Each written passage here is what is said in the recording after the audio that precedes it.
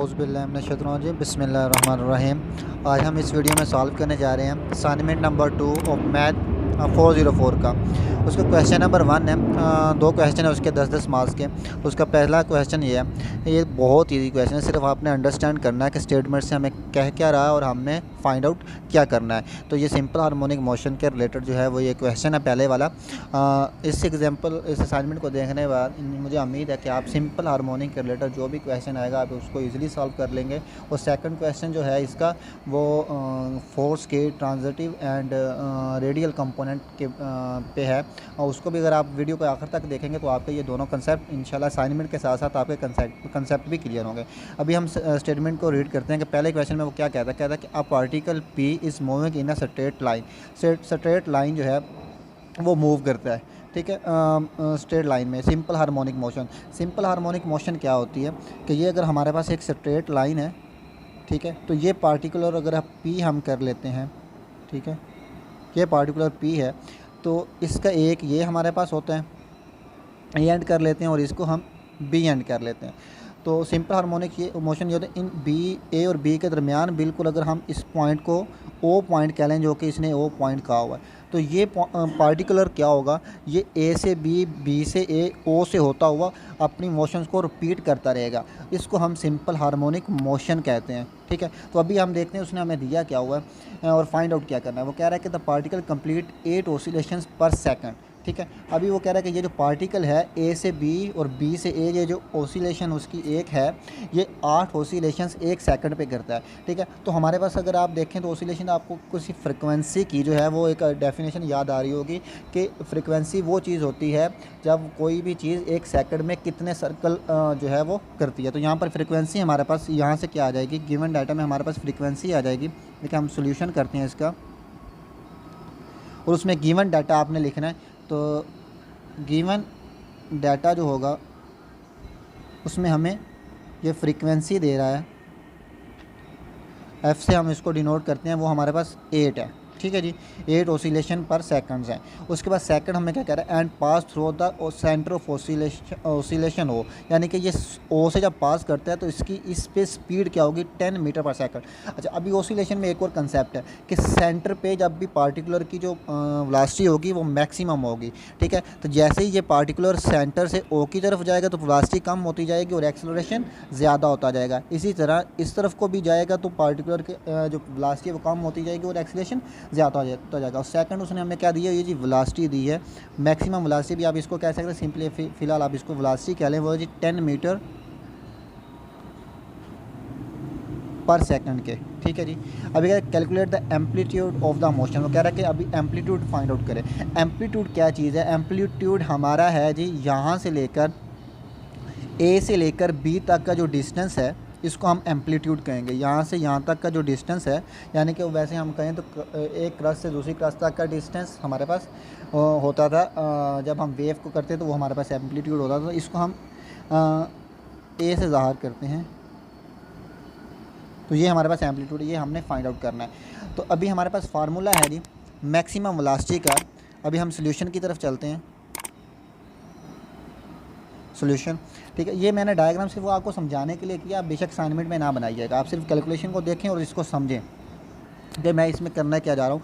Velocity का formula हमारे पास होता है 2 पाई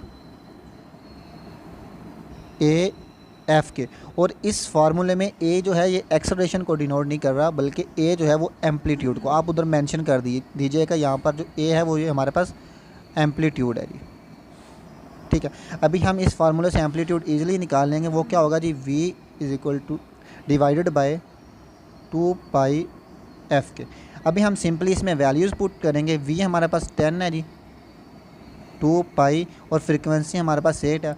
और इसको अगर हम सॉल्व आउट करते हैं तो हमारे पास जो एम्पलीट्यूड आएगा वो आएगा,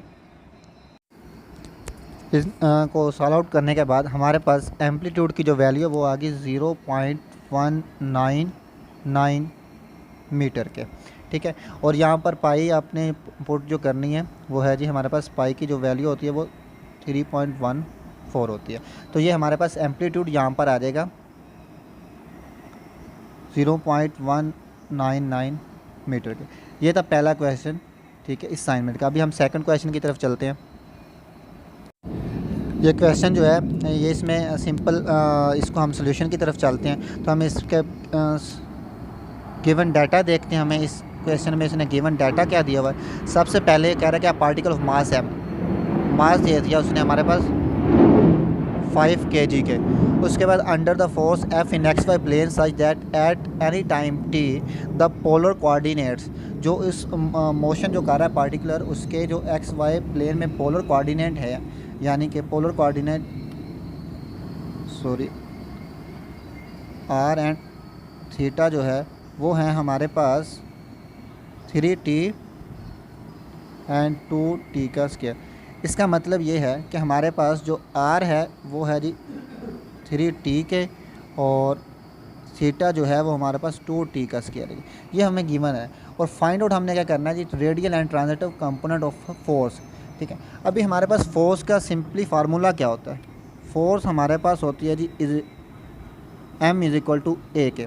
ठीक है, यहाँ पर m जो है ये तो कांस्टेंट ही रहेगा। ये फोर्स का जो ट्रांजिटिव एंड रेडियल कंपोनेंट बनेगा वो इस एक्सेलरेशन पे डिपेंड करेगा। कैसे डिपेंड करेगा, यहाँ पर मैं फार्मूला लिखता हूँ।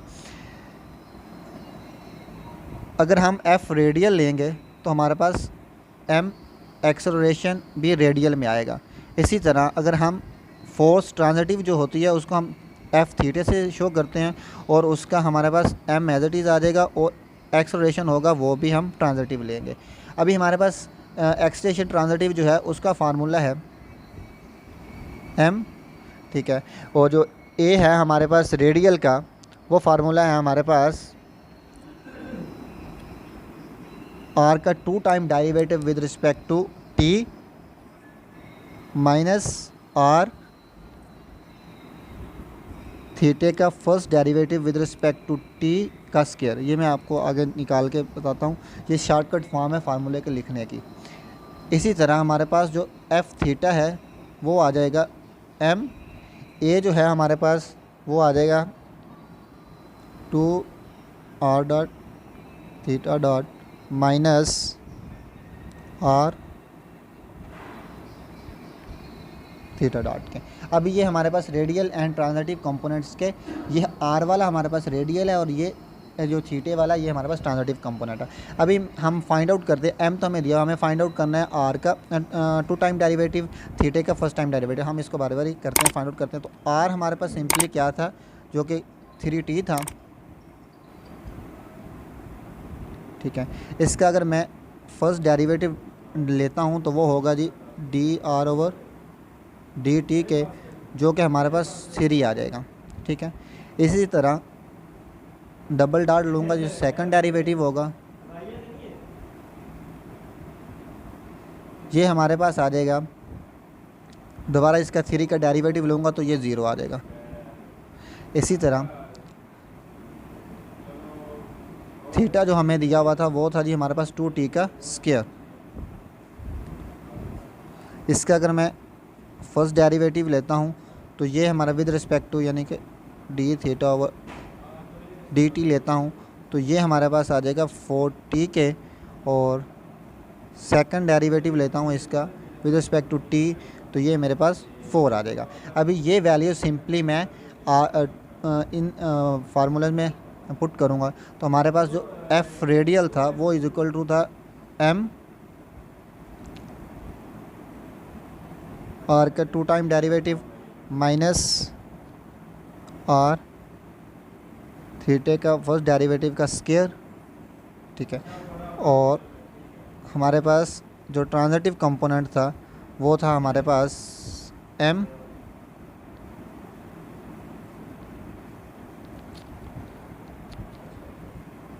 To r dot theta dot minus r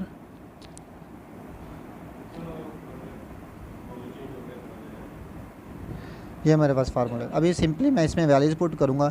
मास हमें उसने 5 दिया था 5 kg, और r स्क्वायर जो हमारे पास निकला है वो यानी कि r का 2 टाइम डेरिवेटिव वो 0 है, माइनस r हमारे पास सिंपली जो था वो 3t था, यहाँ पर 3t आ जाएगा, और फर्स्ट डेरिवेटिव हमारे पास 3 था तो उसका मैं स्क्वायर लेता हूँ यहाँ पर,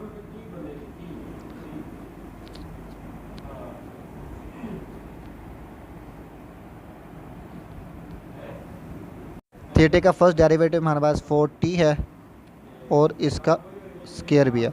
इसको सॉल्व आउट करेंगे तो हमारे पास एफ आर जो है वो आ जाएगा -240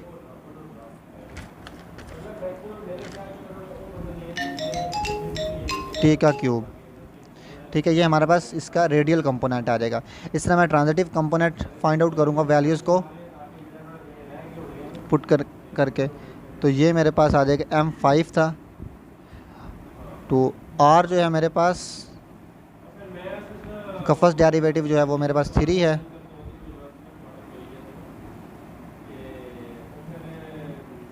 और थीटा का जो फर्स्ट डेरिवेटिव वो मेरे पास 4t है, माइनस r जो हमारे पास सिंपल वो 3t था, और थीटा का सेकंड डेरिवेटिव हमारे पास 4 है। इन सारी वैल्यूज़ को कैलकुलेट करने के बाद हमारे पास जो इसका ट्रांजिटिव कंपोनेंट आएगा वो आ जाएगा 60 ठीक है। तो ये इसका सेकंड क्वेश्चन था। आर जो है ये रेडियल कंपोनेंट है और थीटा जो है ये हमारे पास ट्रांजिटिव कंपोनेंट है। तो अगर आपको मेरी आज की वीडियो पसंद है तो प्लीज़ मेरे चैनल को लाइक एंड सब्सक्राइब ज़रूर कीजिएगा। शुक्रिया।